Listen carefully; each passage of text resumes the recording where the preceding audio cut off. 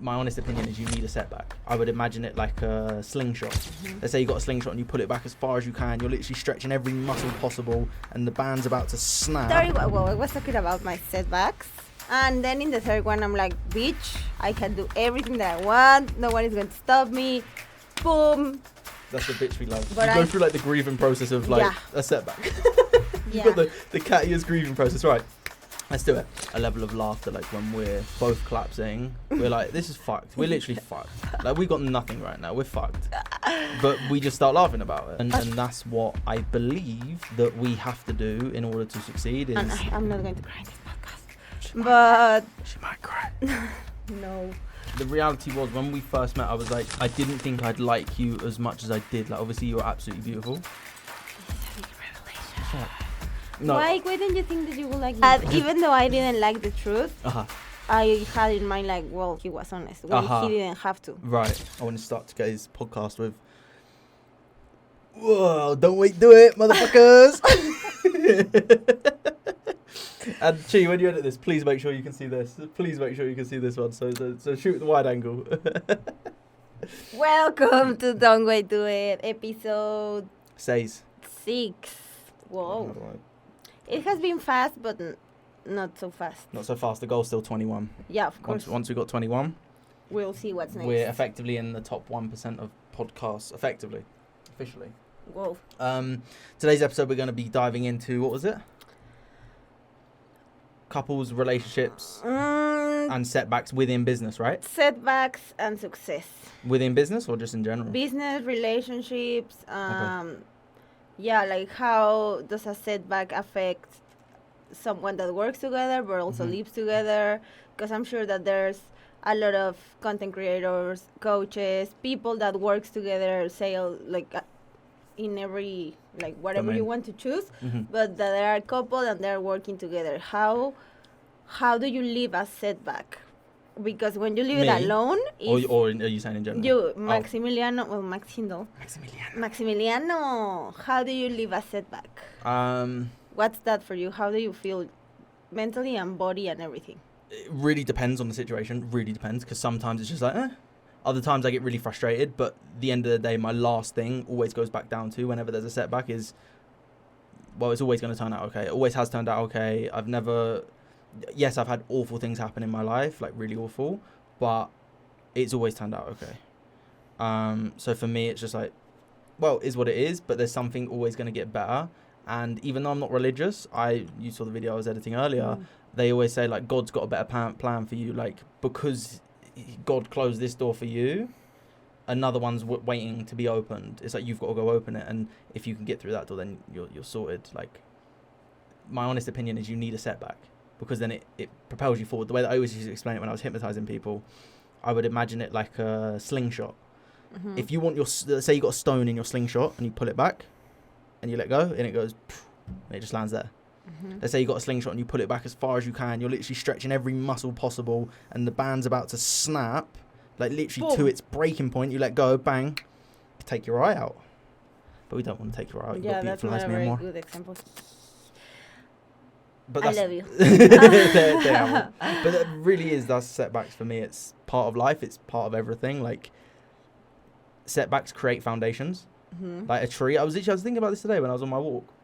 That you look at a tree, and I literally saw a little tree. Then I saw one of the big trees that's probably been there for 100 years. I don't know, maybe even longer. Yeah. I was like, think how big that trunk is and how deep the roots go, deep the foundations go in order for that tree to gain success, to be able to stand up as tall as it can go. I was like, that's what I want to be one day, one of those big trees. But in order to do that, we need to set the foundations today. How do you live a setback that you share with someone? For example, what's the difference on you living a setback by your own and now living a setback together? I think that you actually do the same as me a lot of the time, where we just go, it is what it is. I think also sometimes, maybe wrong in saying this, please do correct me if I'm wrong, but sometimes I would just be like, but it's not the end of the world. And you'd be like, oh, it is. And I'm just like, well, it's not. But then also you've said that to me. Yeah, and then when I'm in crisis, you are the like conscious one and vice versa. I'd say that, would you agree that you have more crisis than me? Sometimes. No, but also when you got a crisis, it's a strong crisis. Yeah. And also it's a crisis that you kept for a long time. But it also, well, I want to go to your setbacks because, I mean, you've had multiple setbacks in your life. Thank you, Maximiliano. I'm so thankful that Bitch, your life was fucked. No, I'm joking, mate. I'm joking. But no, seriously, like, you've experienced some, anyone watching, things that you wouldn't wish upon anyone. You don't have to obviously explain them, but things that you wouldn't wish upon anyone, things that you've experienced, that you've gone through. But at the end of the day, like, I see you as one of the strongest people. And that's another thing that I genuinely love about you is, like, for example, so many people can look great and be great people on the outside, but yet they've never experienced anything of difficulty. So it's like, what happens when difficulty actually occurs for them?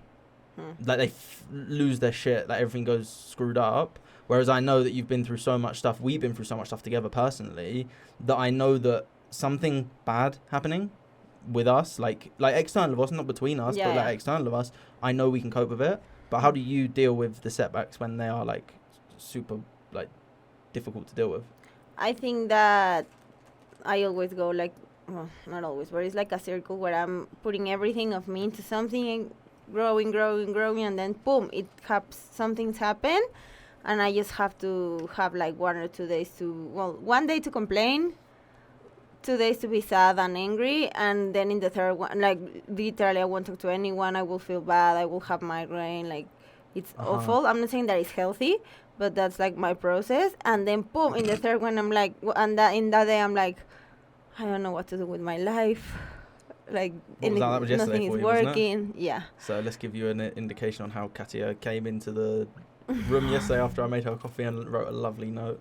Maximiliano, you realize that there's 2 people living here. You can't do this. I didn't say that. No. Yes, you did. No, I didn't. Yes, you did. The story, well, I was talking about my setbacks. And then in the third one, I'm like, bitch, I can do everything that I want. No one is going to stop me. Boom. That's the bitch we love. But I need to, I love all not that I need, but like, I'm in a, and then I'm like. You go through like the grieving process of like a setback. You've got the Kathya's grieving process. Right, let's do it. Step 1, something bad's just happened. What's the first thing that happens to you?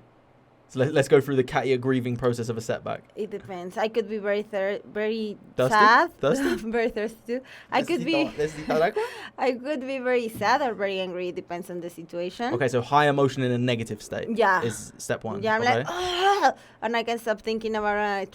I don't try to distract. I feel it, and I'm like, or I get angry, and I'm like, I don't want to see anyone today. And then the next one, I enter into a mode where I don't know what I'm doing with my life. Nothing is working. Like, I haven't done anything. And then always something happens. I don't bump. I bump into someone or something happens that reminds me, like, shut the fuck up and keep on.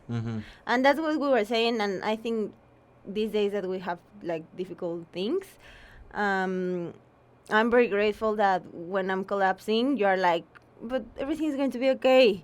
And when you're collapsing, I'm like, everything's going to be okay. So it's like a balance. And I think that we don't let the other one drown. True. I think that's quite good. But also we have moments together where we're like, I'm done with this. But when we do that, we actually, I think it's more just like laughter. Like, don't get me wrong, it's actual stress. But I also think it's like a level of laughter, like when we're both collapsing, we're like, this is fucked. We're literally fucked. Like, we got nothing right now. We're fucked. But we just start laughing about it. And then okay. So step 1 is go to a highly emotional negative state. Yeah. Step 2 is bump into something that reminds you. No, step 2 is always being depressed the next day. Or feeling that I'm the worst, I'm a loser, that I haven't achieved anything in my life. Or I'm like, why do I dance? Why do I write? Why do I study? Why? I don't do anything good. Just for a second, and then boom, something happens. Okay, so high emotional state, anger, sadness, something. Then you go to like when you say depressed, it's sort of like helplessness. Yeah. Like you feel helpless. You're like, I can't do anything. I suck. I'm the worst. And then that's the moment where it's awful. But social media is not it's not a real tool, and you know that you could have like awful days, but then you scroll on social media and everyone is happy, successful, in love. When the truth is that they are cheating each other, they are broke, they are sad and posting while they're crying. I'm sorry, I have to say this, but I can't. I respect everyone can post whatever they want.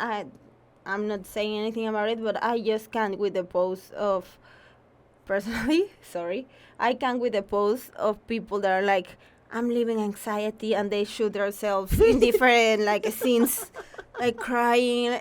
And we were talking about that with mates. And even with you, like when you're with anxiety or when you're that sad, you don't have time to put the camera and cry in front of the camera. Oh, I'm going to cry here. Well, I experienced like genuine anxiety, and that was like I couldn't think of anything worse than letting people know I had anxiety. I'm the same. Like I literally couldn't think of anything worse. I remember, I think I said to you, I was in my house and I thought that something was going to get me. I was like just freaking out. I kept looking out the window because I was freaking out. Don't know why. No one knew about that. No one in my house knew about that. There was 4 other adults in the Mum, Graham, Abby and Cam in the house. And I'm like sitting there freaking out. And then I just like, right, I just got to breathe through it, meditate through it, got to do all this shit and whatever. Yeah. But yeah. But yeah, like looking through social media when you're in like awful days is not helpful. And personally, it gives me anxiety because I start comparing myself with everyone and my life with everyone's when we shouldn't do that. Which is something that we found out with the hypnosis. If anyone hasn't, if it's not out, if it's out yet, go and check out the hypnosis me and Kathya did. That was strong. That was strong, bro. Strong, bro. Yeah, because, well, that's the difficult thing with social media, because also I notice when you go through your struggles, you always then post something motivational that you find. But so like it has a flip side as well. Yeah, because everything that I post on Instagram is for me. It's a reminder there for me, and it's funny, but a lot of people are like, oh, thanks for sharing. I'm like, no, you're welcome. I'm not saying that I'm the like someone with the most expertise in the world, but it's just something that I have to read or learn in that moment. It's like a reminder for me, and if it helps a lot of people, cool. But yeah, you should, even though people in social media sees what we want them to see. A lot of times you can like kind of guess my mood because when I don't post anything, it's because I'm angry or I'm having awful days. If you are when I'm posting needing food, motivation. If I'm posting motivational things, it's because I need it, because I need to go out of a hole. So yeah, social media is not real. No. What you see in social media is not real. No. Well, that's the thing, like, because also we film ourselves. Well, let's give the right example of right now. Like, currently, we're in a bit of a fucking situation. Yeah. Car's kind of broken. Money went to zero after spending the deposit all on the wedding. Literally, the day that we put the money for the deposit, 2 hours after. We stopped working with a client.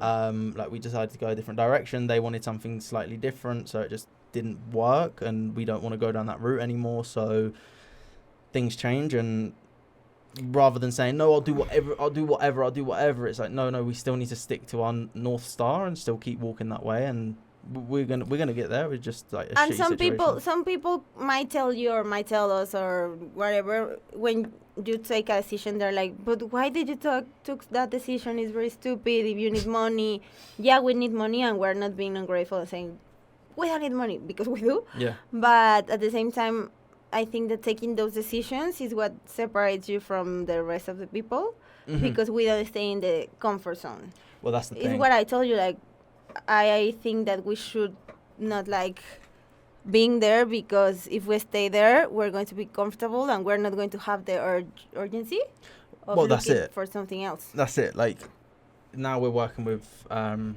Laura and Coral. Shout out those guys. Woo! They're helping us. What are you doing? What the hell are you doing? I'm very down now. Down. Just, you're going to have to come forward because of that camera. There. This is funny though. Like, before we go into the stuff about the business stuff, like, sorry, we're just setting everything up. We did what we could, and that really is the whole idea of the Don't Wait, Do It. Do you know what I mean? Like, we as a couple did what we could. We invested money that we got into this. Like the genuine only thing that we've bought for ourselves UK. since being together was the UK and those shoes. That was it. Yeah. In over a year. Yeah. Other than that, I've got a bit of grape in my mouth. Yeah, because even in It's UK, like gym, as your food. mom said, also we got excited and we wanted to share it. Ah, shit, we this- bought the phones, but they were for business. Yeah, so it's For like, this. it's okay. It's not easy. Of course, Mm. it's not easy. And I've been talking to a lot of people lately. We are on May of 2024. And a lot of people is having struggles with money. A lot of people is having like 100%. weird things with relationships. I'm like, I don't know, bro. Well, that's the thing, but that it was like I said, and I think I said to you the other day, and then you also re-said it back to me. I can't remember what you said it back to me for, but this is the point where most people quit. Yeah. And I feel like maybe these are the seasons that like everyone gets knocked over. Like imagine it like bowling, like Skittles. Like you bowl the ball, the whole world is knocked over. Like who's getting back up themselves? Mm-hmm. And that's what I believe that we have to do in order to succeed is just keep getting back up. And it's the time that you really fucking want to quit, which has happened however many times, Yeah. especially over the last few months. Yeah. Even when we want to quit, we just don't.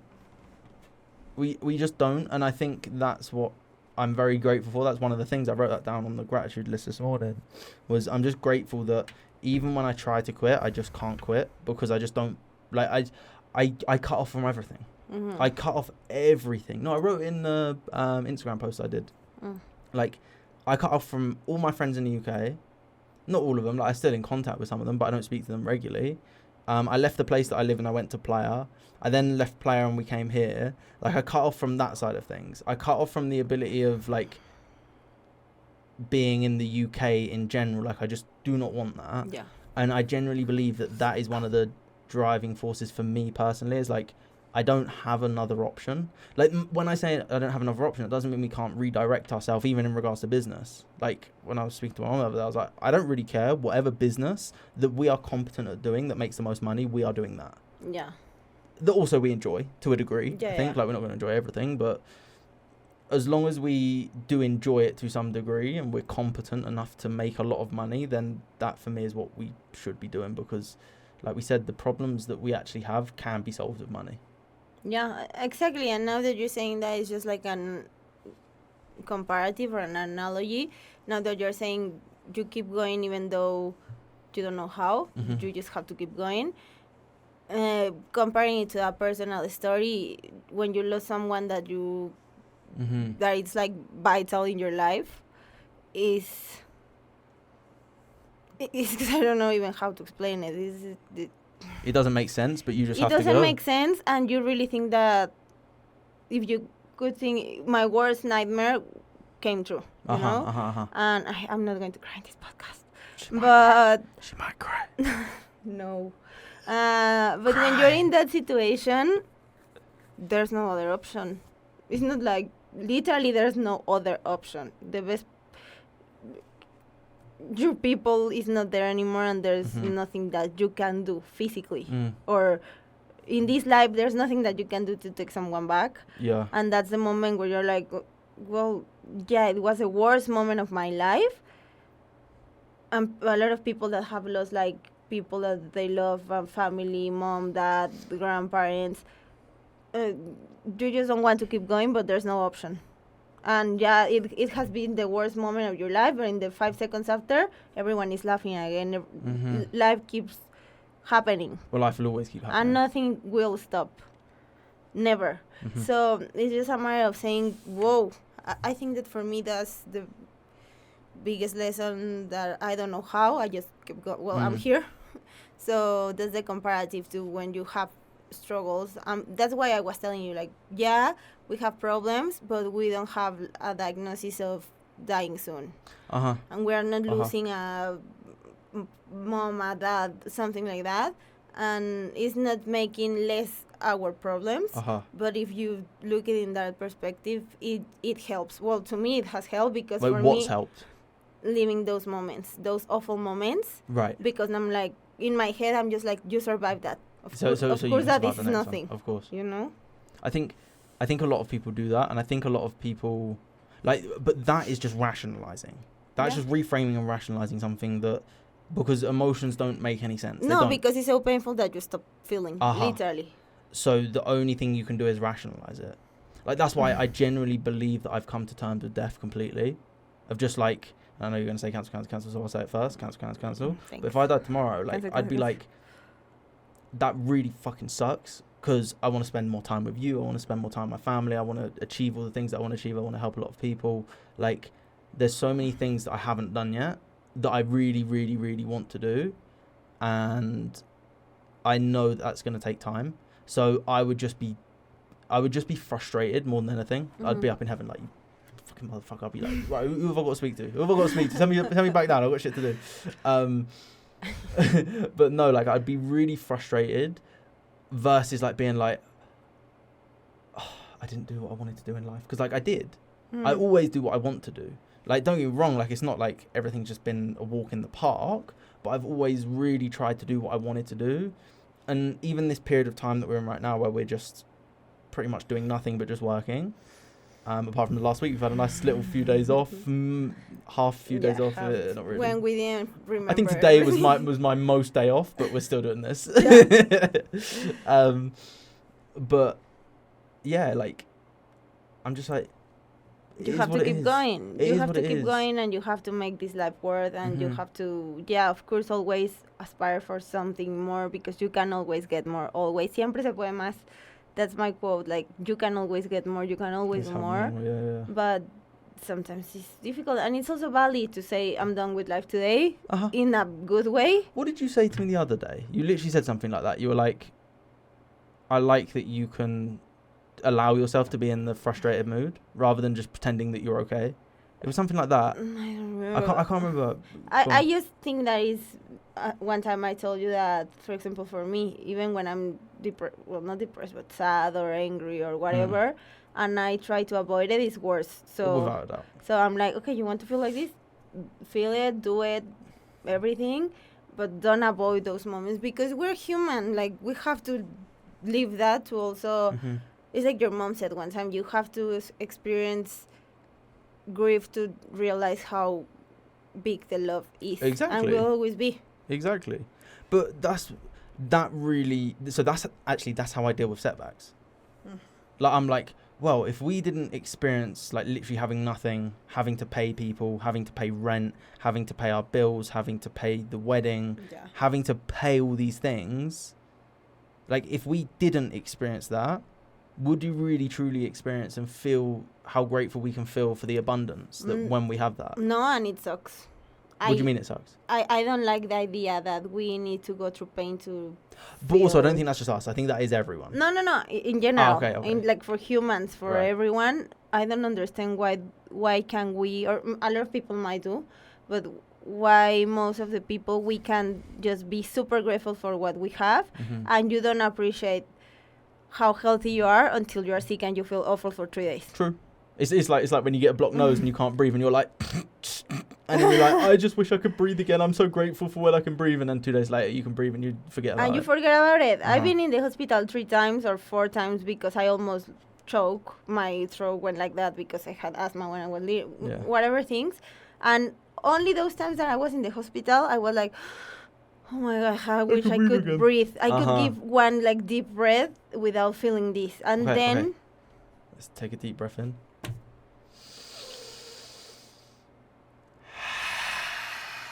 Oh, that's amazing. A lot of people doesn't have that. Yeah. And when I didn't have that, it was like, I can't believe how stupid we are about complaining everything. And the thing that we do it every day, we are not grateful for. What? No, I'm laughing at that. I'm just looking at this. What? So, yeah, like, I hope we got to a moment where we can be just super, super grateful without having to experience the negative part. But... But... Well, yes and no. Because, we were talking about kids going to private schools. Yeah. And... No. So just hear me out. So, or let's not say private schools. Let's say kids that experience a very fortunate upbringing.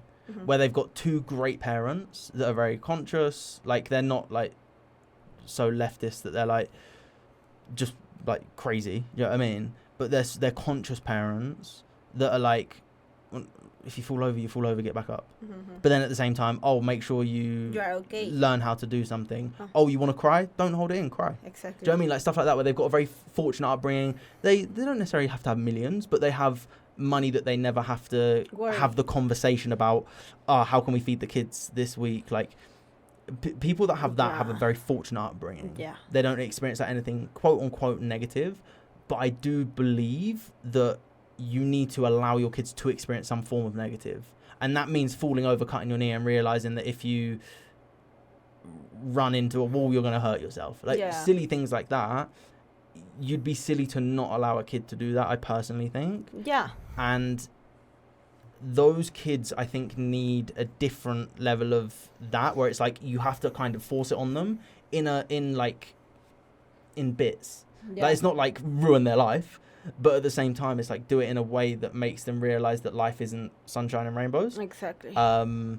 Because you are not going to value anything. I can't remember who I said to you I was watching the other day. I was watching a podcast and a guy was literally saying exactly that. He said, sometimes I want to put my kids in, like my kids are currently in private school. The guy of the video blogging. Casey Neistat, that was it. He said sometimes he wants to put his kids in public school because he left home at 15, started selling drugs. And he's now Casey Neistat, one of the first ever vloggers that is multi-millionaire, has a bunch of companies, like super successful.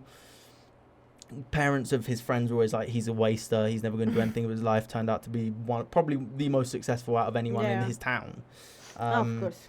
So he was saying that if I put my kids in public school, maybe they'll experience the things that I experienced that made me into who I am today. But then I thought about it and I was like, but they don't need to. Because they will have other experience, I think. And like he said, he was talking about his daughter wanting to make videos. Open YouTube, and he goes, well, if you want to make videos for likes, no. If you want to make videos because you want to be video yourself playing the guitar or something like that, or video yourself even playing with toys or doing toy reviews, whatever, just because you genuinely enjoy it, then go ahead. And it's like, for validation, no. Exactly. Yeah. So that's, again, I believe, a conscious parent, that most people would look on the outside and go, yeah, they're lucky because he's rich. It's like, no, he's very intelligent. That's why he's rich. Because if not, they would be ruined or broken or what, the something. kids? No, the parents. If they were not that conscious. True. Because I can also assure that he wasn't always like that. Of course, he said about his story and everything, but now I think that is a part of evolution too. Because if we just want our kids to live the same things that we lived, where is the evolution? Very true. Very true. So it's like, we're going to have like thingies that you have to experience, but now here, because I helped you to move a little line more, you know? It's kind of like giving them a head start in life. And I don't think you should be ashamed of having a head start in life. If you've got it, use it. Yeah. If you don't, be intelligent about it. But also, it's like, if you have a head start here, there was a great video I watched years ago, and there was a bunch of kids at school, and there was like a motivational speaker or whatever, but they were out on the field and they were all running a race. And they said, right, before we start this race, what I want everyone to do is take one step forward if both of your parents are together. A bunch of people take a step forward. There's obviously people that don't have parents together. Okay, now take a step forward if you go on vacations once a year. They take one more step forward.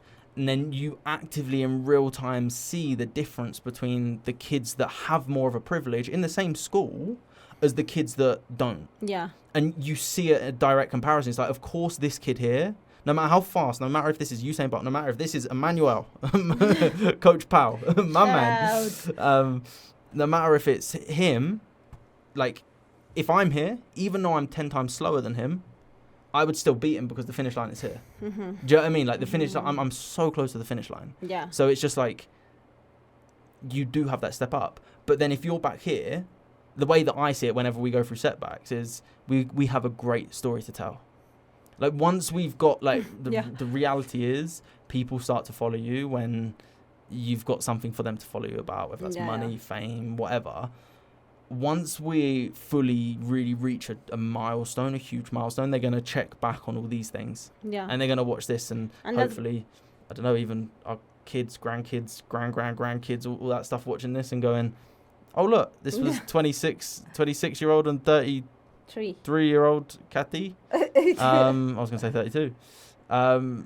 Like, this was how they started. That's so cool, and that's what I love about video. And realize that everything has a process. No one start on day one being Mr. Beast. Never. Well, even Mr. Beast didn't start day one being Mr. Beast. Exactly, and that's how it is, and also everything is a circle. Like, today someone can be in the top, tomorrow it's going to be new, and that's every day. So there's a space for everyone to grow. It just depends how much do you want it. Okay. How do you... Because in a relationship, I think if one of you's growing and one of you isn't, eventually that relationship's probably going to end because you just become completely different people. Yeah. Like, you've noticed that you've grown so much in so many areas that some conversation you're just like, weird. That doesn't make, like, why would you talk about that? That doesn't make any sense. And it's like, you didn't notice it until you get out of it. Yeah. How do you ensure that we're growing together, personally, in your opinion? I think that is keeping each other real, like countable. Because, well, we spend a lot of time together. So, not in a bad way, I'm not complaining, but we spend a lot of time together. So, I don't know, it's just, I think that we just pull each other into the same things. For example, if you are like, I don't know, if you see that I'm eating awful, you are going to tell me, and I might get angry, but I'm like, okay. And if you are, I don't know, sometimes that I tell you, like, stand up, you have to stop working, or, well, not stop working, I'm like, just stand up and breathe, or something like that. We hold each other accountable, and I don't know, I just feel that we are in the same page, but I also that you have to check that since the beginning. True. Because and that's just knowing someone's goal, I would say. Yeah. And if since the beginning you are in a very different channel, and I can imagine that happened with other girls in other cases. It happened to me with other boys in other cases where I was like, no, we're literally in opposite extremes. So no. So this is not going to work. But I don't know how we managed to work perfectly since the beginning. I think we do. But I think that's it. Because if you actually think about it, like, the reality was, when we first met, I was like, I didn't think I'd like you as much as I did. Like, obviously, you were absolutely beautiful. This is a big revelation. Right. No, why don't you think that you would like me? Just because of things you were into. Clubs, party. Like, I was just like, that couldn't be further from the opposite of what I would like. Like, night, literally, I'm day, you are night. It literally, I couldn't have thought of anything different. But then I fell in love with you, and we figured it out. But, like, those little things, go on. But for example, you realized that before meeting in person, or once we met? No, before meeting in person. Why? Because of, like, the conversation. That's always would always be my clear intention. Is like, who is this person before I meet them? Sort of found out a bit about you, and I was like, I'm open to see where it goes. After 5 times. FBI, they call you? FBI, so now you were... I was vetting my bitch. No, I'm joking. Of course, that I had Maximiliano under investigation too. Of course. Reference, friends. Oh, Mateo! Yeah, you had cross references, Mets, Mateo. Yeah. But... Sorry, you were saying about that you thought that I was a complete opposite before we met.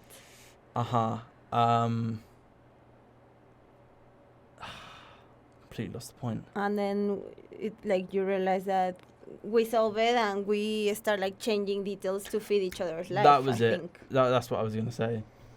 I genuinely believe peer pressure in a positive way is very beneficial. Okay. Because, for example, you used to eat pretty shit, didn't you? More or less. No, yes. Not also. No, I've known people that eat worse than me. No, I know. The thing is that I used to eat a lot of snacks and but like, for example, you now struggle to even finish a whole Coke. Like, you don't really drink Coke. I can't. And like, I genuinely believe that's peer pressure. Like I thought about this. I found it funny. Like, when like you had a Hershey's bar, like, and I had grapes. that just explains us. Do you know what I mean? Yeah. Do you want your Hershey's bar? No. Do you want a grape? No, thank you. You sure? Yeah, I was telling you yesterday that I asked for a Carta Blanca, a little one. What's that? The beer. Oh, yeah. And I give it like 2 sips, and I was like, I even told Carla I can't finish this. It literally didn't pass in my body. I don't know why. But that's it. Like, that's where I genuinely believe. Like, some people talk about, bullying's a good thing. I don't think bullying's a good thing. But I think bullying does shape people. It's being honest instead of bullying. No. I don't agree with bullying shape people. I think it does. Some people, not everyone. Because, like, I had been, I wouldn't say bullied, but I'd say picked on, that made me become so in myself. Yeah, but that's different, babe. Because, for example, I don't feel, even though you can tell me something very direct, it doesn't feel like bullying because you are not trying to hurt. I think so. When people say like the bullying thing, I think they just misuse their words. I think their version of bullying is that. Yeah. It's like being direct. It's like. For example, I don't agree that that's bullying. Like, for example, like, why are you eating so much shit? Yeah. Like, you're just being direct. Reality is, you could be horrible. Yeah. And be like I'd say, okay, let's separate the two then. Great butt. You. Maximiliano farts and burps every day. Kathya still farts like a trucker. I'm going to say this on every fucking podcast episode because you're awful. Maximiliano. Yeah, huh? People. People. Look at her demeanour change straight away as she talks about that. No. He has been some farts. Yes, I do. So do you. Oh my God.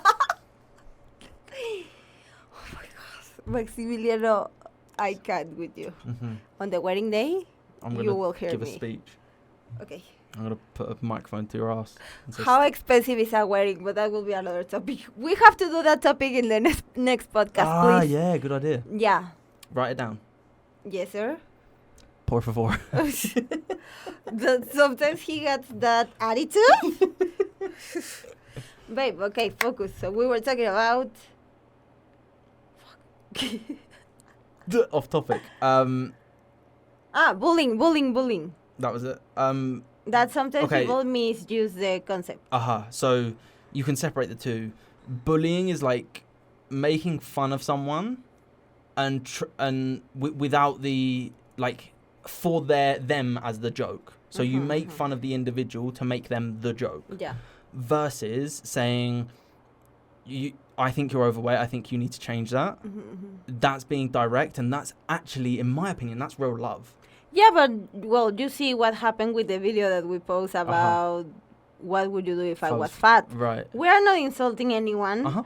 We are not being mean to each other. It's a reality. Sorry, but you are not going to tell me that I have to let you get like that because I love you. That's not love. Of course that's not love. And I'm not saying, that disgusts me and I don't want to. No, I'm not saying that. It's like, why did you get into that point? I know. I'm seeing the comments. You can get sick. You can, of course that I know that. But also, if you look after yourself, you're not going to get sick. Exactly.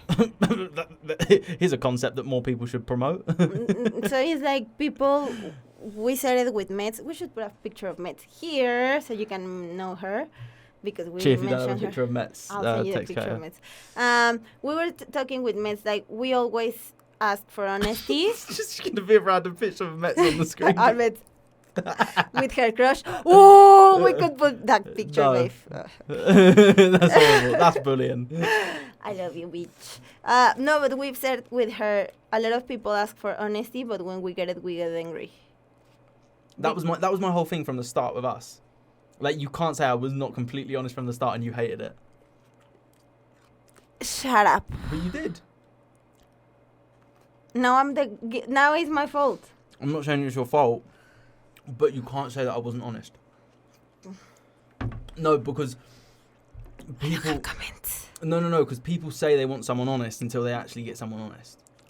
No, yeah, and to be Do you know fair... what I mean? Right, I'm not trying to start an argument. I'm just saying, like... to be fair, I'm not, like how we say in Mexico, no le estoy echando flores. Like, I'm not giving you, like... The flowers. That doesn't make any sense. I'm not giving you the benefit of the doubt. No. It's like, I'm not trying to justify you or give you qualities. Yes. No le estoy echando flores, pero... How amazing would be if I make this thing in Spanish. Pero algo que me llamó la atención fue que, aunque me dijo una verdad que dolió, me quedó registrado en la mente que eras honesto. entonces eso para mí fue un punto. That... Exactly. I was thinking exactly the same. But What you did you explain it. No, understand? you explain it. That even though I didn't like the truth, Uh-huh. I had in mind like, well, he was honest when he didn't have to. Right. And that's the thing that, I mean, this kind of works for setbacks in relationships as well. We had a huge setback now that We did? Yeah. Well, I think we've had quite a few setbacks. But that was that almost boom everything. But at the same time, and I hate to use this because I'm just like, I don't want it to be like that, but without these negative things that have happened between us over the last year or however long, without those things, I don't think we would have the understanding of each other that we do. Like, even for example, the little things that we've had those arguments where I would write you those notes on post-it notes and then I just didn't do it for a while. Not that I don't love you any less. I just didn't do it for a while. I didn't even think about it. I don't think we even had post-it notes. But now I pretty much do it every day because I know how much it means to you. Te amo mucho. Te amo mucho, little chicken. I'm going to show you, Chi, I'm going to send you videos, some pictures of that. Because sometimes I wake up and Maximiliano puts Post-it notes. Post-it notes in the floor. And that's cool. Those are details that that show me that he just wants to keep growing and that we're together. I think that but comparing it now in a business. For example, of course that we try not to, but stress of work sometimes mess with our relationship. Well, not mess, but makes us angry. And I have to tell you that Maximiliano, one time that we were angry, he told me, "Stop ruining my life." And I was like, oh! And I got very offended. And then you said, and then like later after that, you came up to me and you were like, "Just tell me honestly, am I ruining your life?" It was like a music video. Are you ruining my life? And Maximiliano was. No, I was angry.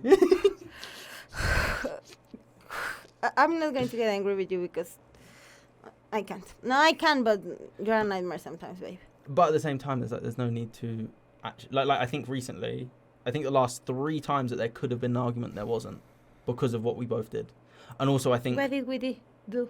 Just different things.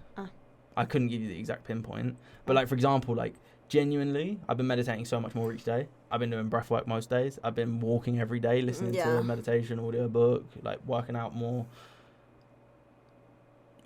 People need to do that shit. And seriously. Also, for example, again, if you're having, that's what I was going to say. If sometimes those stresses in work affects your relationship, so how do we manage to use those setbacks as an introspection and say, okay, there's something that we're not doing right. So what? And we go back to the center and we try to like understand each other, and then we work together to go out. It's not that you just go out and I'm left or vice versa.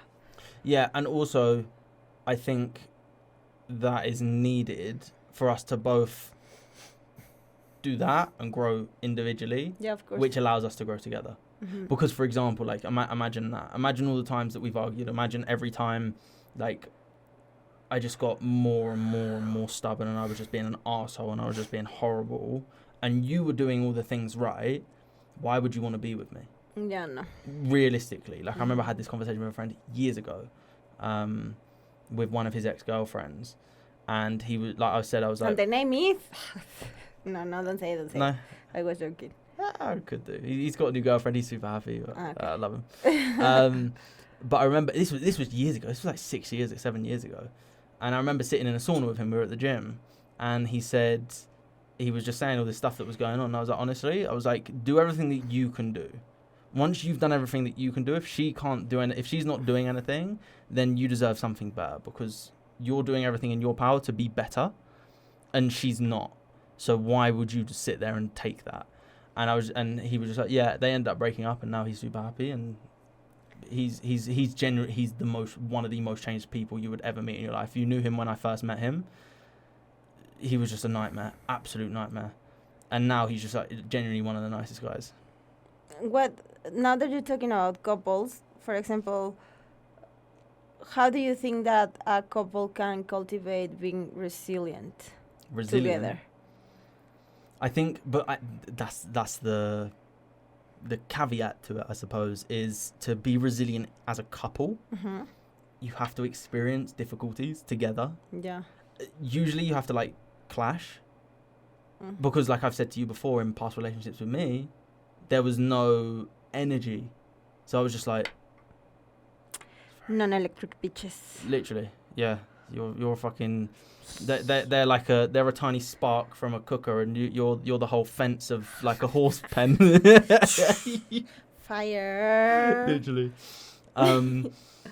And without that, like sometimes I'm like, please just shut the fuck up. Me? Yes. Why? Because you piss me off. Why? But at the same time, like, I like that, but I also think sometimes it can be directed in a better way. Same goes for me, but I do think it can be directed in a better way. But at the same time, I like that you have that because you've got character, you've got personality, and like it's that thing of like, I know without a doubt one of our kids is gonna have the fucking bitchiness of you. Probably be the girl. I don't know. Or the 4. I don't know. But okay, so babe, no, but talking about this, Maximiliano was sick, and if I thought that I was a stubborn person, Maximiliano was born stubborn. Stubborn. As hell. Literally. How? Okay, when we say sick, I've been shitting myself for a week. For 10 days, 10 days, I couldn't eat. It Nothing. would go straight through me, so I started fasting. That didn't work. Then I tried eating like a lot of like stodgy carbs. That didn't work. That made it worse. Yeah, ginger shots. Everything. I tried everything because I don't like medicine at all. And it's just those moments where you're like, okay, I'm not saying go and take all the medicines in the world, but because I won't. But if you're seeing that he's bad and that you're not improving, I got to a point where I cried because I was worried about him, but he couldn't accept anything. And I got to a point where I was just overwhelmed because I was like, I can't, you are, So I couldn't believe that someone was as stubborn as me, but you are worst. Mm-hmm. But at the same time, that is stubborn because it's something that's moral for me. No, I know do it. not like the pharmaceuticals I get at it. all. 000. I do not like. There's a difficulty. I do believe that if you have no option left, why not try it? Why not try it? But that's what most people don't do. Is they don't try everything else naturally. No, they go straight to that. They go straight to that. So that's where I'm like, that can help because it has helped people. I'm not saying it doesn't. I don't like the fact of how much money they make from it. Whereas I'm just like, well, if you genuinely were a completely healthy person, I don't just mean food. Now, food is obviously a huge part of it. But I also mean, what's your sleep like? Do you meditate? Do you exercise? How are your relationships? What's your work like? Mm-hmm.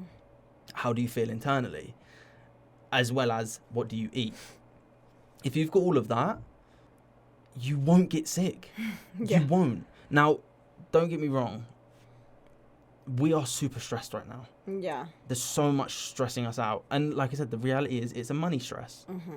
And this is what I thought about. Like, when it comes to actually stressing about money so much, something else could happen that is negative, but we've still also got this stress to worry about. Yeah. If you solve this stress, even if this thing that does happen, may not happen, but let's say it does happen, at least you don't have this stress to think about as well as that. You don't have too many things. So it's like, that's why we need to solve this one, and we need to make a shit ton of money, and we're going to do it because we're going to offer a service that is solving problems. And for example, talking about it, I don't know, comparing it to health, I've been into scenarios where I've went to a public hospital and see the way and the quality of attention that they give to people is sad. It's horrible because they're a number, because they don't get paid. Because people is literally dying with awful pains, especially people of cancer. That was like the area that I was because of my mom, and seeing the way that they treat patients, like come, like they are dying.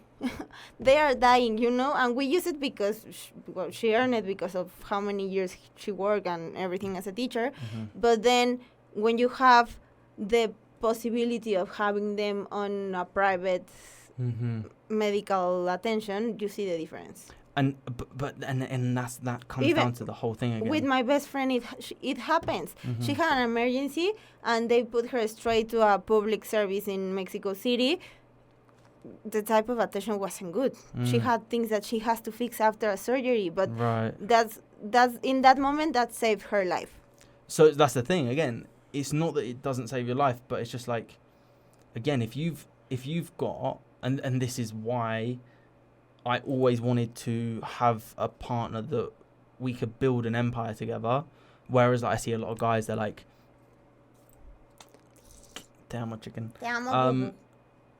I want to build an empire with someone because I don't want to be that typical 1960s household where it's like the mum stays at home and I work and get all the money. And it's like, but I couldn't be that one. But also, yes, I could do that and I'd be happy doing that. Well, not me. I'd be okay doing that. I wouldn't necessarily say happy. Yeah.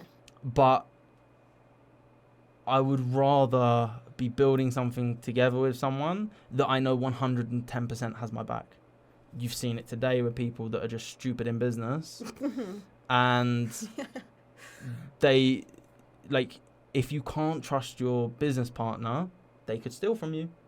Like for example, not in a bad way. Sometimes they just can be stupid and no, of course. Like there's multiple. There's multiple. I'll go from that. Yeah. Some people don't know how to manage money.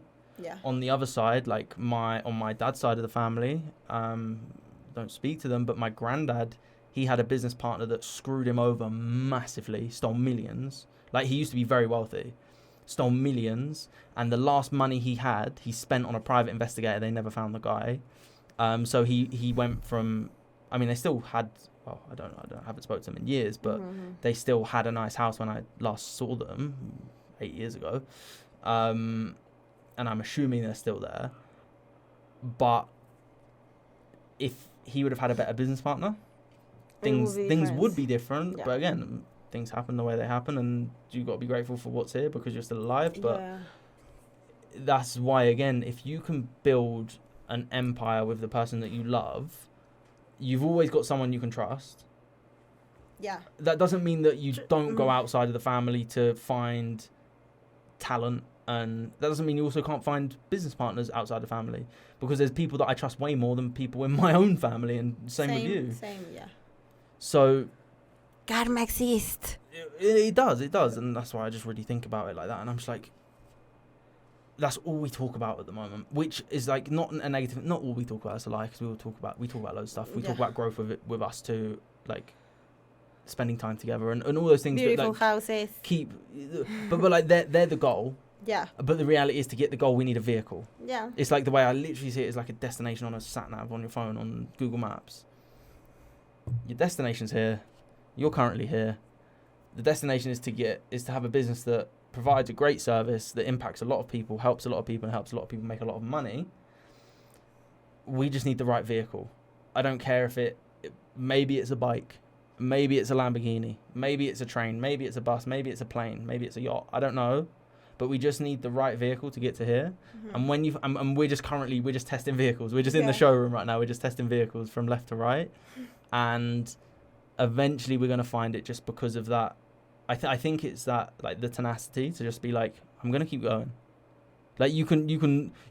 I'll wait outside your dealership until you're open in the morning. I'm coming back to test another car. Yeah. Do you know what I mean? Like, it's that tenacity of just like, fuck, I just want to help this guy find the right car, because he's just like doesn't shut up. Do you know what I mean? He wants the right one. First, because we don't have an option, and second, because we want to, and we want to do, and we are doing everything that we need to. Well, we're on that road. So something has to happen. Yes or yes? Just what's the word? Just odds. Like playing roulette, for example.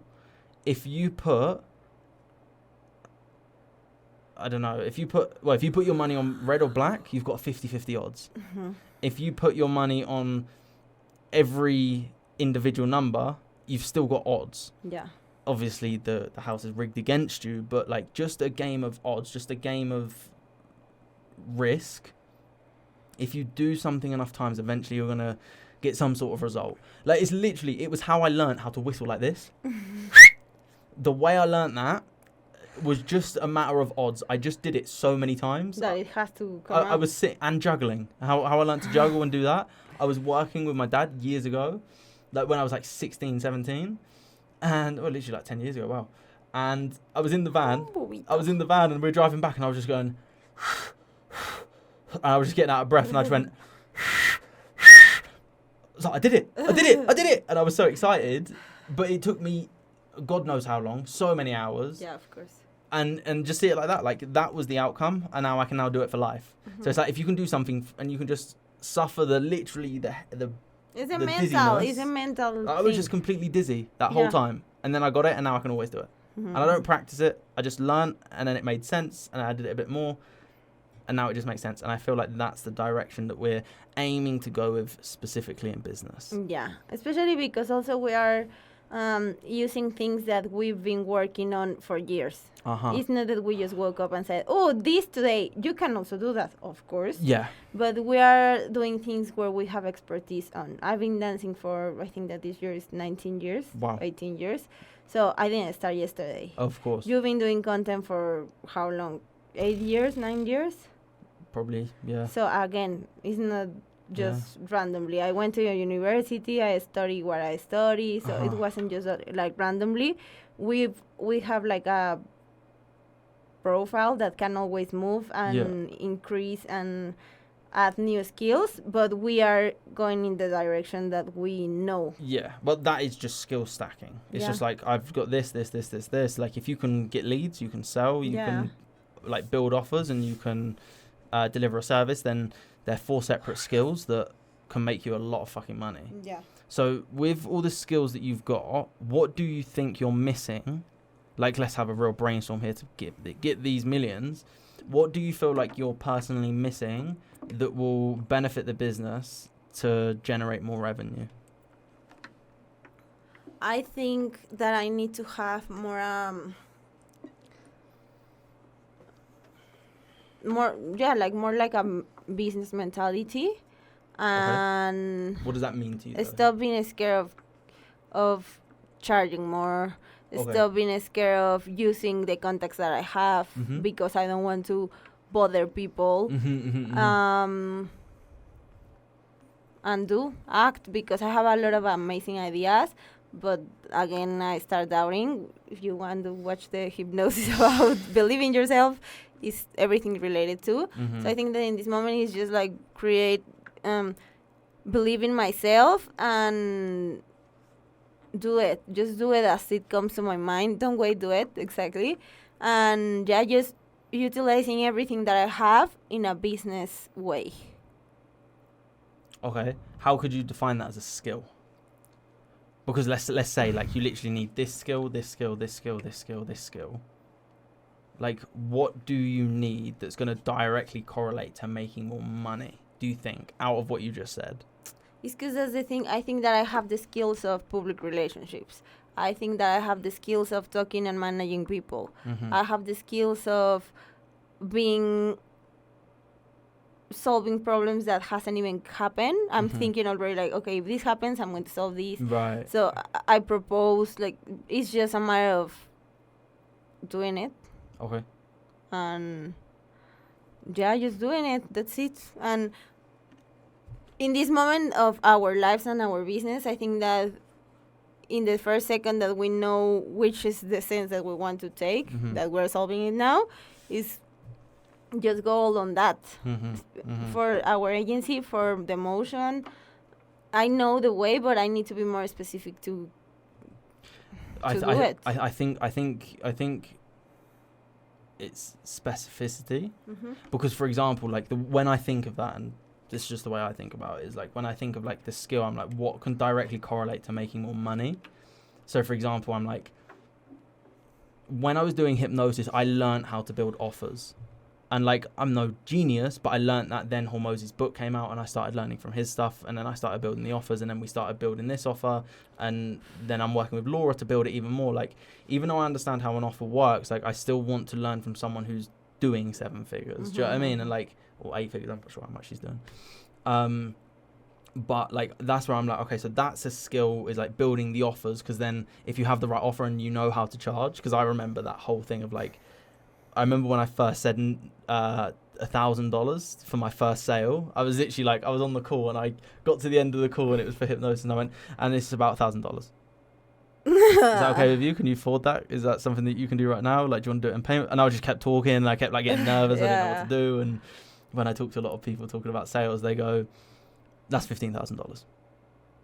Yeah. And then they just stop, and then they say the first one to talk loses in sales. So if like I just go, it's $15,000. Obviously you're here, but like, and but I'm not going to lose the game. But I've been on the other side where someone said that, and I'm like, and like, they don't say anything, and I'm like, can that be done in a payment plan? So I'm already set. Like now I've sold to them, and all they have to go is And when they say yes, like, wow, it's that's amazing. It feels amazing. So, like, don't get me wrong, like, I've sold tens of thousands. I've probably, in my lifetime, sold around, I don't know, maybe about 100,000 online. Maybe. I'm really not sure. I couldn't give you the exact metric. I'll have to look it up. But I've gone from charging, I remember the first thing I ever sold online was $5, and I gave $2 to charity. Yeah, that's how worried I was that I couldn't charge anything.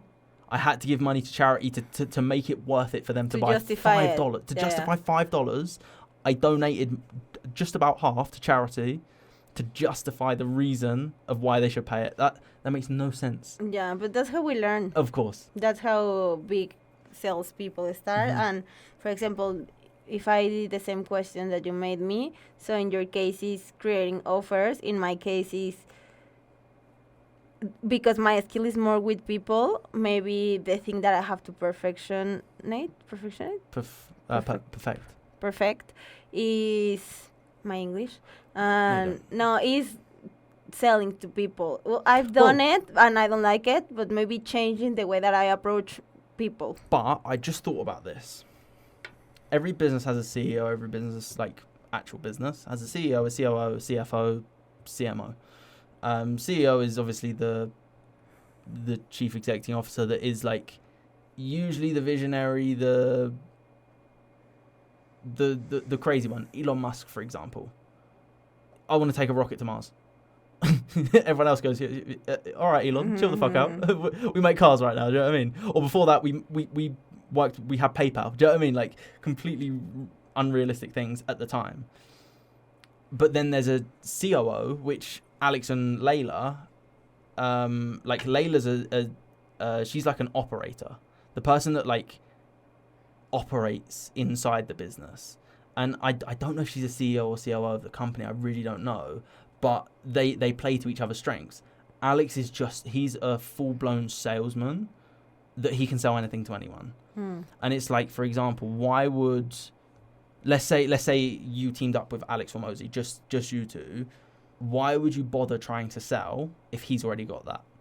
From like a skill of like, why would I waste, like, and not that you shouldn't, but like, for example, you're, by the sounds of it and you saying all that, I'm like, you can just operate very well. But I don't like that part. I can do it, but I don't like it.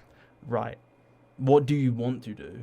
I like to be in contact with people. I like to do new relationships. I like to be more like, I like more public things because, and I don't feel that I'm being like cocky.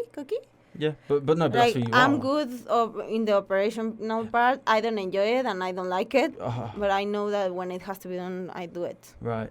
Also, that's not being cocky. It's just a reality. Yeah. You're good. Full stop. I mean, you are good. Believe in yourself, bitch. No, but te amo.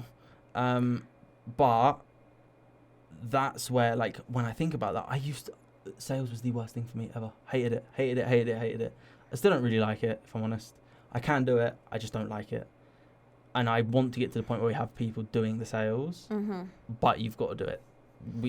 One of us has to do it. If it's both of us doing it, if it's just me, whatever, it doesn't really matter. But there's ways that we can also do that, and it's like even from setting the appointment to getting onto the sales call. Of course. Like that's the whole thing, and that's actually what I'm going through right now to set up the scripts.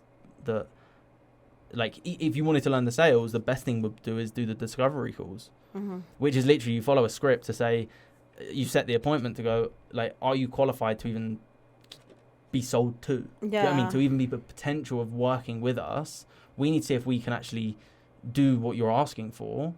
Let me qualify you first. It's like, for example, people, like, you wouldn't just go to someone, right, I want you to dance at this showcase if you've never seen them dance. Yeah. You need to know if they're qualified to do it.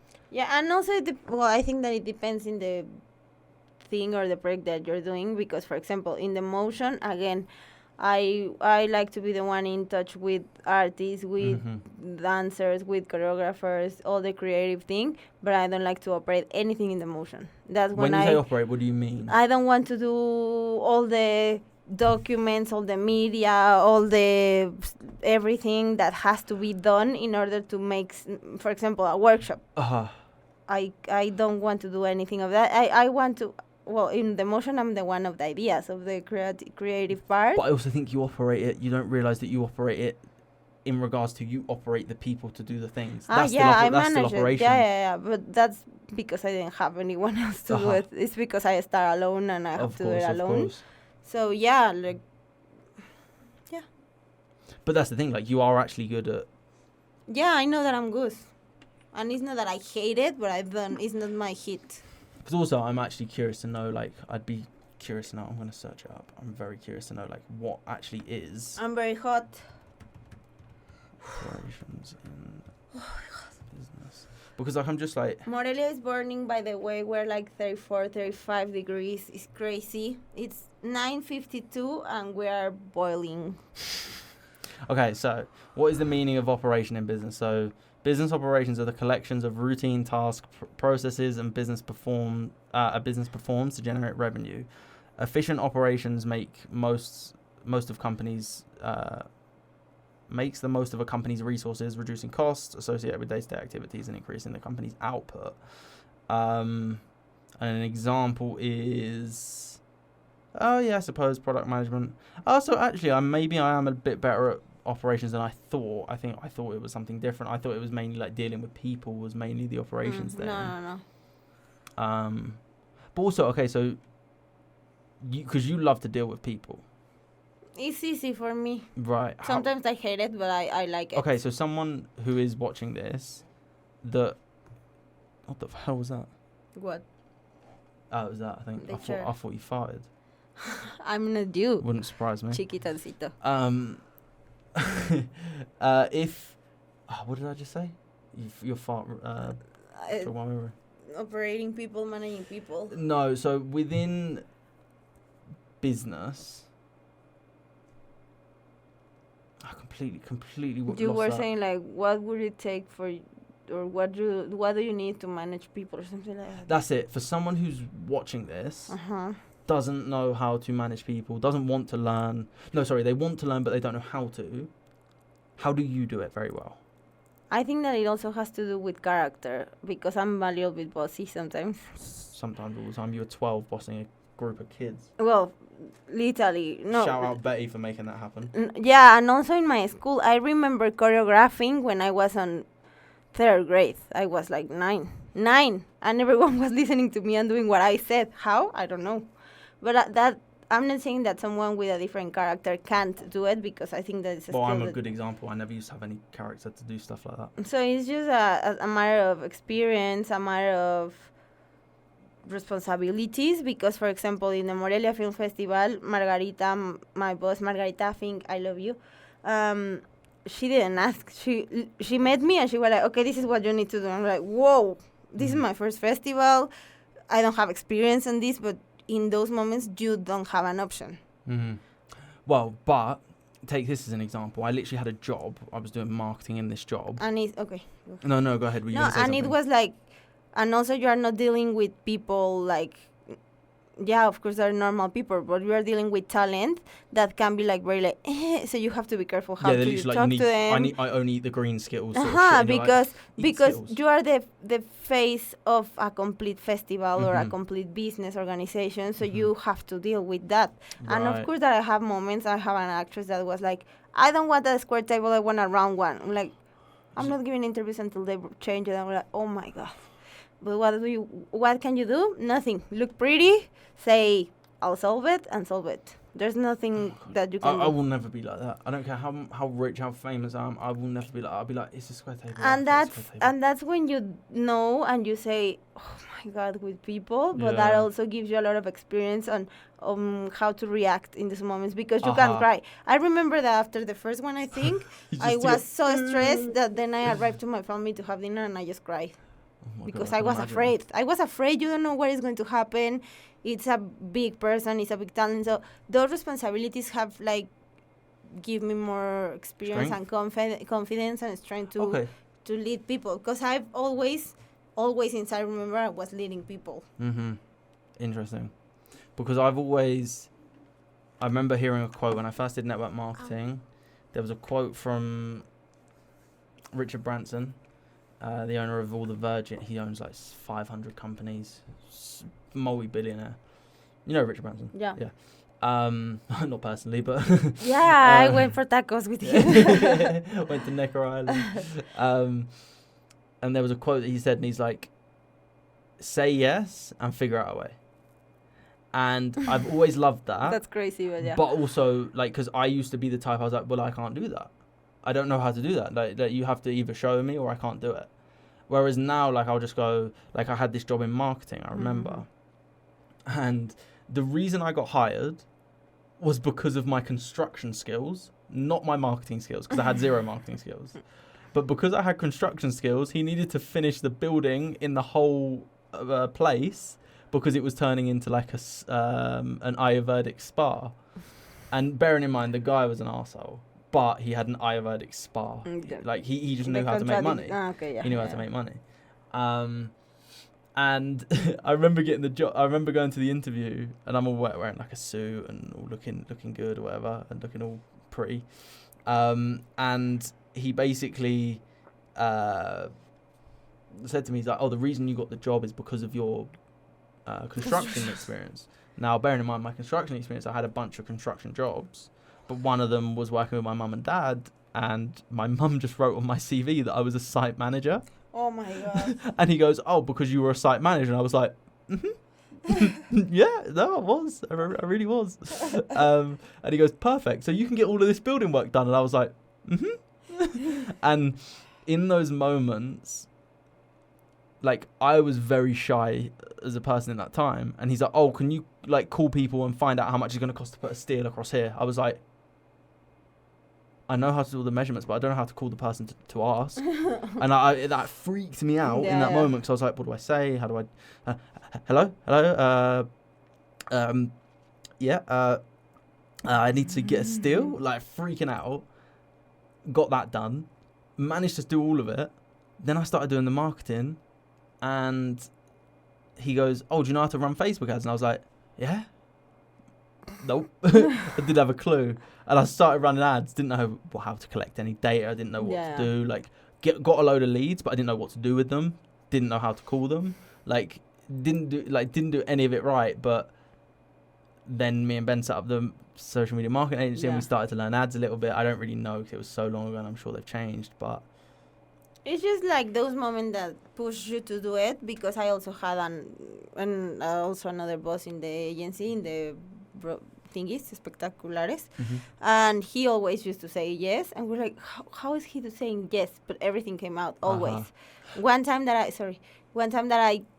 was telling Alvaro something about a prayer, and I was like, well, I don't know. He was like, well, that answer is very sad. I'm like, well, first of all, my brother is very direct.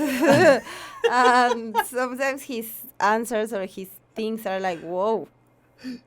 They can be a little bit, they can be a little bit strong, but at the end of the time, he always gets me angry, but after I'm like, he was right.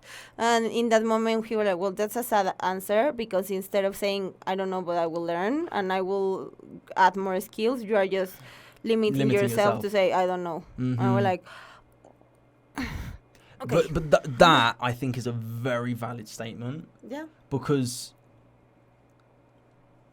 it's how this whole business started. The whole business started because I had a conversation with Catherine. She wanted videos done. And I was like, yeah, we do that.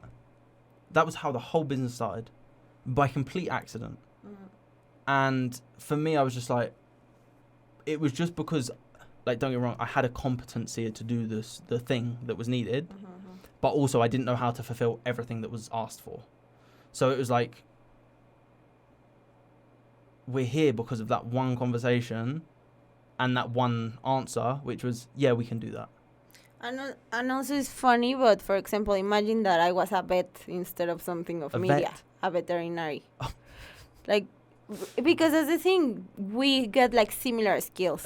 It's not that I'm a literally veterinary, a dog, a pet animal. I know what a vet is. Well, a veterinario, and we wouldn't like.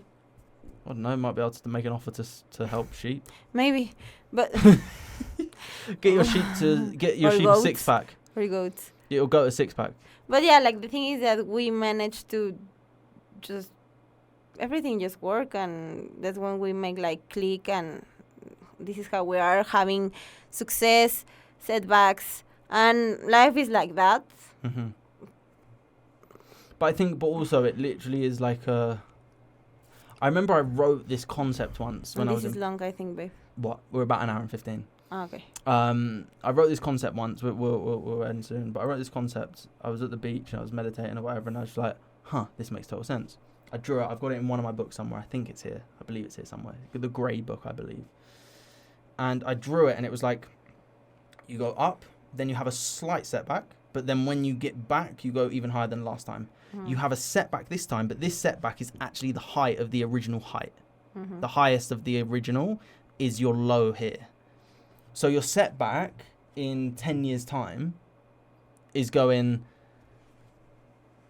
for example, we got to fire this person because they're doing the wrong thing, versus we can't pay our staff. Do you know what I mean? The setback is completely different. Even though it's staff related, the setback is different because you've solved how to pay the staff consistently and generate revenue and profit.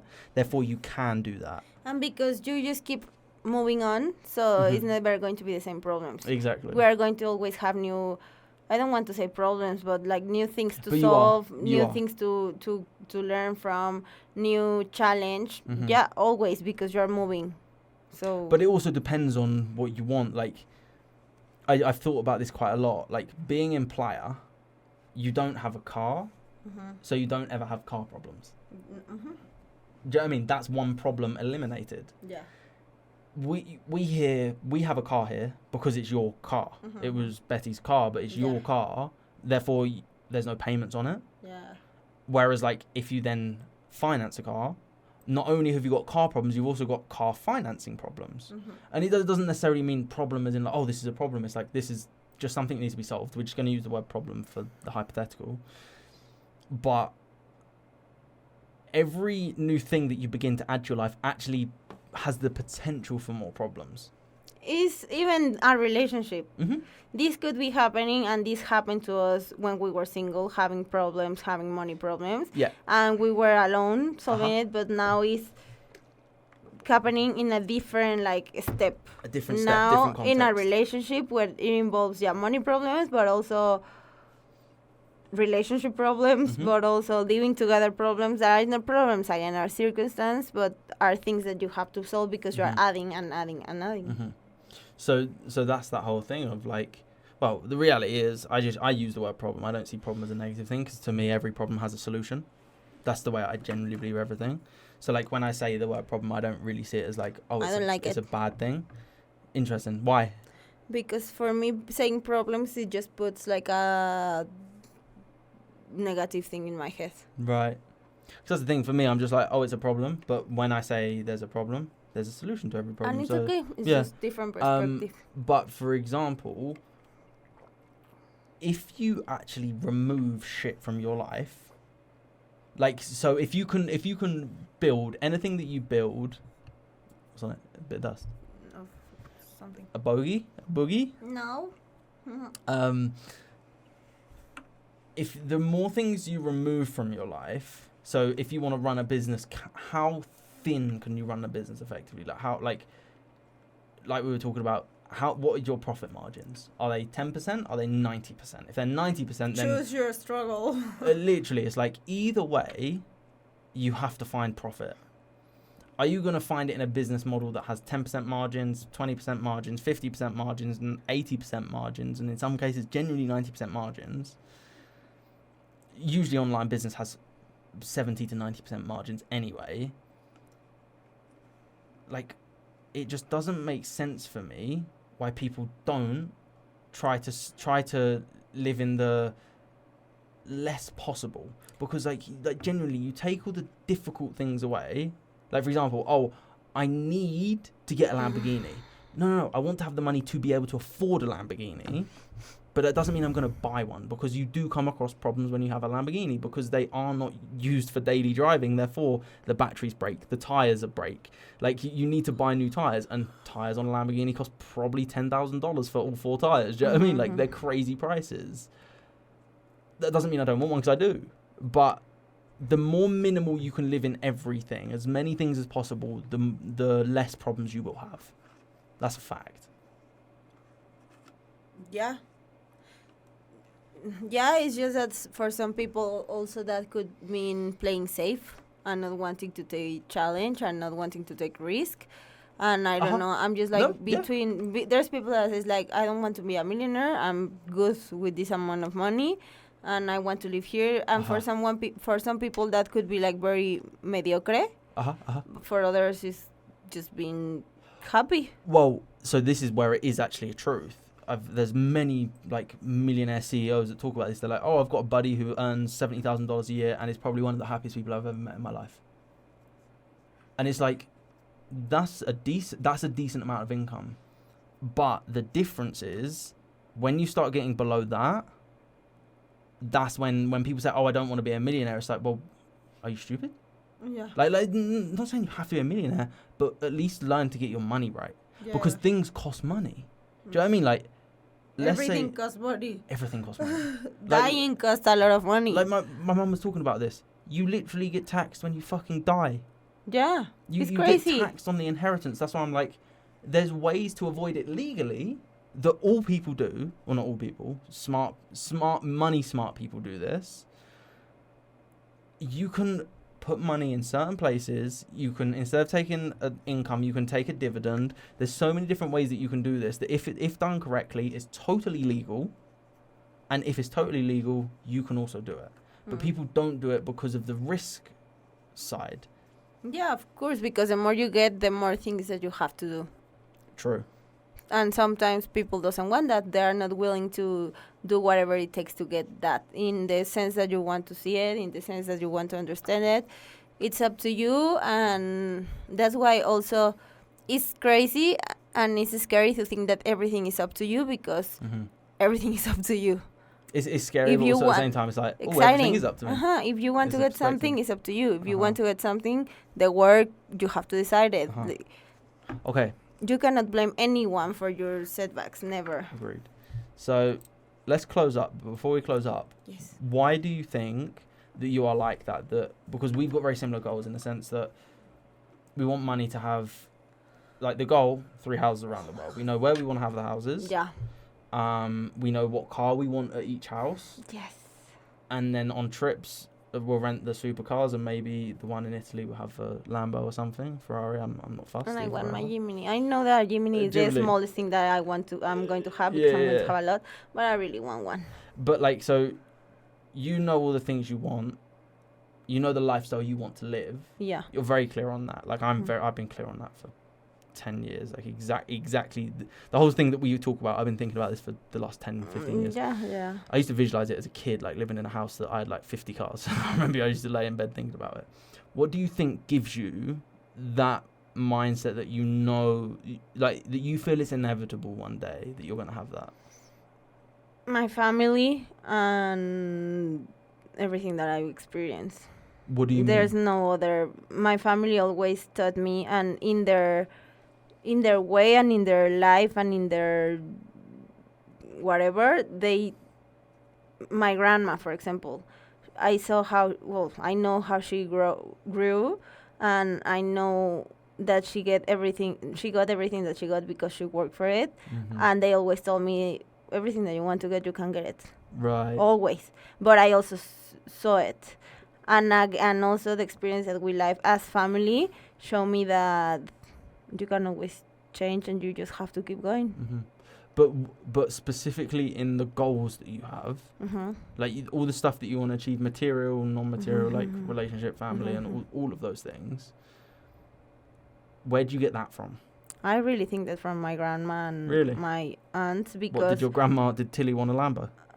my grandma always want my grandma something that I don't know what car did she wanted, but A something Lambo. something that she always said was like you can have the best things, you can eat the food that you want, and she Right. always gave me everything in her possibilities. Interesting. But it's just a mentality of okay, you like. You can have what you want. Also, she spoiled me, so she gave me a lifestyle that I'm very grateful for. Yeah. And she was like, if I'm working so much to get this, you have to go even like. Well, she was giving you the head start, Uh-huh. her head start. Exactly. The capability that she had to give you, you started off here, where she started off here. So it's like Yeah.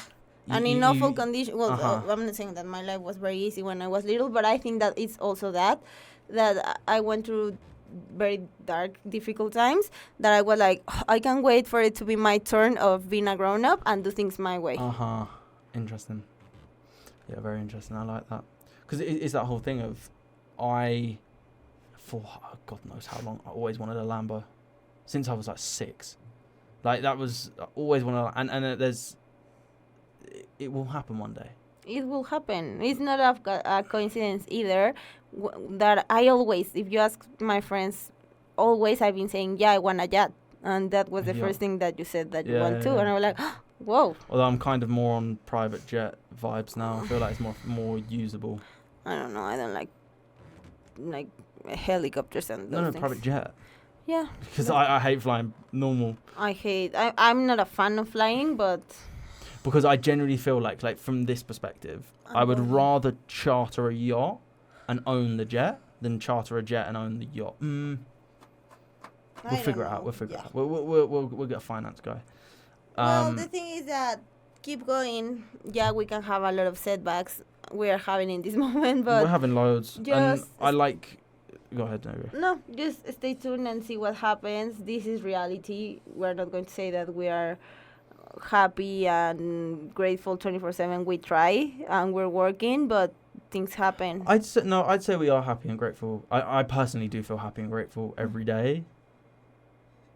I also feel frustrated with all the things that happen, and it's that thing. It's like, when is it going to be my turn? Because I remember years ago laying in bed. I remember that exact house that I used to visualize, and I was like, I'm gonna have a motocross track here. I'm gonna have a skate park here. I was like 10. I'm gonna have a skate park here. No, maybe a bit older, maybe like 15. Because I remember I used visualization for motocross, and I actually started to get quite good at motocross, and then I broke my back and then nearly died. So that was sort of my limit. That was like, yeah, you should probably stop here. But I used to use visualization. And I've always used visualization, and it's in the back somewhere. It's in my subconscious somewhere that it just can't not happen. I just don't know how to explain Now it. that you say that, just a quick comment. I remember that I was playing with my Polly Pocket Mansion, and I was like, oh, a house like this, a pool like this. I was like, I'm going to have it. And I always watch movies, and I'm like, I want that house. Well, and sorry, babe. No, you go. No, and also, for example, I always want a relationship like this. I got it. Well, because I was just gonna say that is when I look on my vision board, like for the amount of times that you told me you're not my type, like on my vision board it was the back of a girl's head, but it was black hair and tan skin. So that was like the exact thing. I also wanted to do ayahuasca. Did ayahuasca. I wanted to travel and live in the sun. Traveled and live in the sun. You can get everything that you want. Like everything. I earned my first over $50,000 online. Now this isn't in 1 year, like total, this was over a period of time, but I did that. The only thing missing from all my vision boards, well, no, I have got the watches. They're just fake watches. And I did that for a good reason, because I was like, I just really like the watch and I want to really feel like what it is like to wear it. And they look legit. I don't care that they're fake personally. Yeah.